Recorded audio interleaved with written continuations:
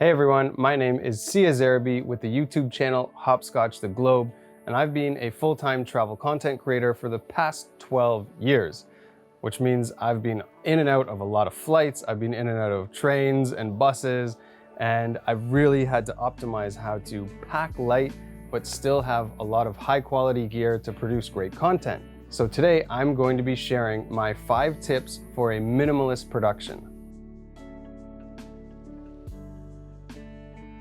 When I first started traveling and creating content, I had way too much gear. I'd have this backpack full of stuff and I'd have a secondary backpack full of stuff. I've spent a few years living in a tiny house and had to minimize my life. And in doing so, I developed like a hatred for having too much stuff, and I hate carrying anything that I don't need. So instead of going with this big backpack, today, because we're talking about a minimalist production, we're just going to use this and get rid of this backpack. So everything we're going to be talking about today fits in this bag.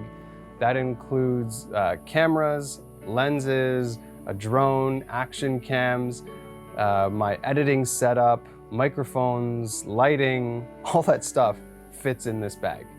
Tip number 2, I want to talk about the other gear that I carry with me that isn't a camera or a lens. An SD card case, this is really important to have. 2 chargers with me, and they're USB-C. Everything I have is USB-C, and I don't need more than that to charge. I have a light with me in case I want to film at night or in a dark setting, or if I want to do light painting at night.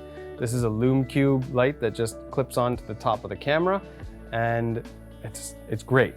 I used to bring huge tripods with me everywhere, but since we're talking about a minimalist production, I'm going small. This is very efficient. This is a GorillaPod by Joby, and it's great because it can go anywhere. It can go on like a railing. You can hold it out in your hand. You can use it as a tripod. It's just very useful. And I have a shotgun microphone that I clip onto my camera and I can use to get clean audio. The last thing I have in my backpack is my entire editing setup.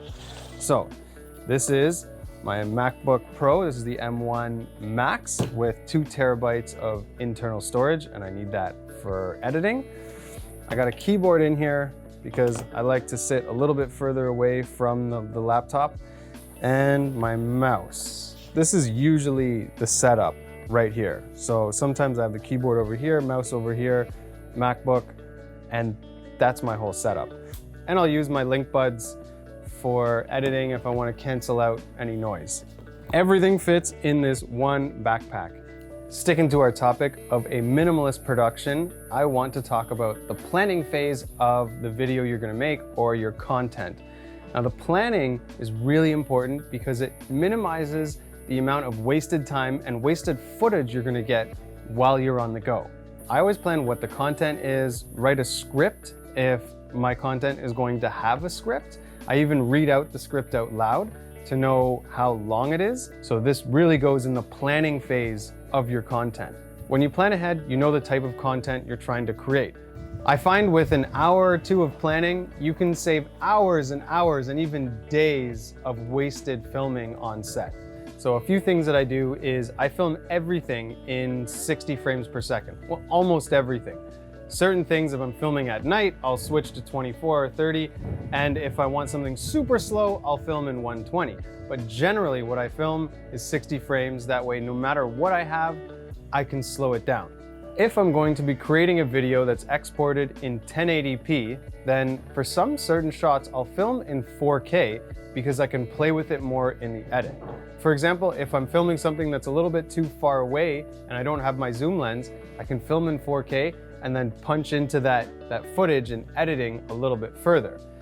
Now this only works if you're exporting in like 1080p. If you're exporting in 4K, you're gonna need a higher resolution. You're gonna need 6K or 8K in order to do this trick. But for us, it works perfectly right now.